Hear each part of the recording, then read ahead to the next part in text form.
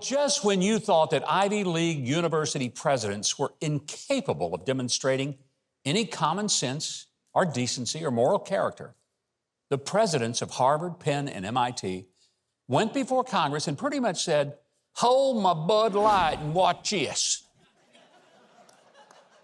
Congresswoman Elise Stefanik of New York repeatedly asked each of them if having their students publicly advocate for the genocide of Jews was harassment, and whether or not it violated their university rules.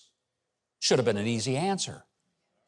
They all should have emphatically declared that, yes, of course it's harassment to publicly call for the murder of Jews, and it not only violates the rules of our university, but it violates the basic rules of civilized people. Except none of those university presidents said such a thing. They instead mumbled through carefully worded and prepared responses that said it depended on the context.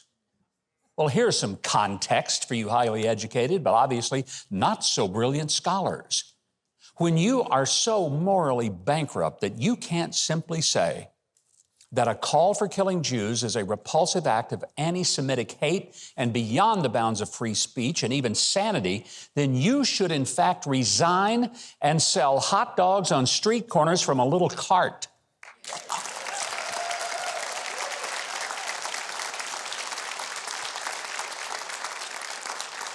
And I want to make it clear, that is in no way disrespect for the people selling hot dogs on the street from a little cart. Here is just a sample of these pathetic professor presidents trying to defend mass murder, as long as it's targeting a Jew. At MIT, does calling for the genocide of Jews violate MIT's code of conduct or rules regarding bullying and harassment? Yes or no?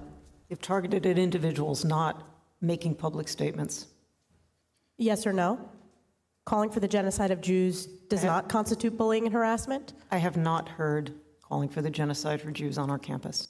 If the speech turns into conduct, it can be harassment, yes. I am asking specifically calling for the genocide of Jews. Does that constitute bullying or harassment? If it is directed and severe or pervasive, it is harassment.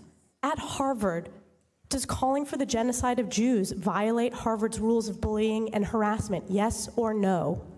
It can be, depending on the context. What's the context? Targeted as an individual, at an individual. It's targeted at Jewish students, Jewish individuals. I mean, that's insane. These are supposed to be the smartest people in our country, and they act like the dumbest people in our country. I'd rather have Jethro Bodine running Harvard than this lady. Unbelievable. Bill Ackman, who is a billionaire hedge fund executive who has given millions of dollars to Harvard but says he won't anymore, he called on all three of them to resign in disgrace and urged big dollar donors like himself to turn off the money spigots once and for all. I hope they do. Not since the rise of the Nazis in the 1930s have academicians so blatantly sided with evil. Now keep in mind, these are the same type of university presidents who have not allowed conservatives, pro-life advocates, or evangelical Christians to speak on campus, and they've even labeled them homophobes, transphobes, misogynists, and climate deniers. But they got no problem with allowing people on their campus to ignore the massacre of innocent babies, elderly people, and entire families. They've led the so-called Me Too movement. They've even demanded that a woman should be believed if she alleges sexual assault, even if the incident happened 40 years earlier and there are no witnesses. When that all was going on, careers were ended, and even members of Congress were forced to resign due to alleged, but yet unproved, accusations. These same university leaders created safe spaces, safe spaces for the students who were triggered, sometimes by anything from a Halloween costume to the mere mention of the Bible.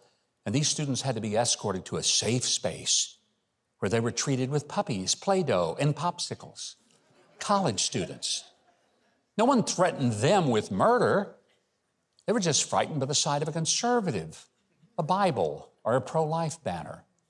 College students have parents who are paying north of $70,000 a year to supposedly get an education, but who instead They're paying for their weird and wussy darlings to get an indoctrination into the finer art of Marxism, self-centeredness, and godless socialism. Now, if these folks are the future leaders of America, then folks, we are surely toast without butter or jelly.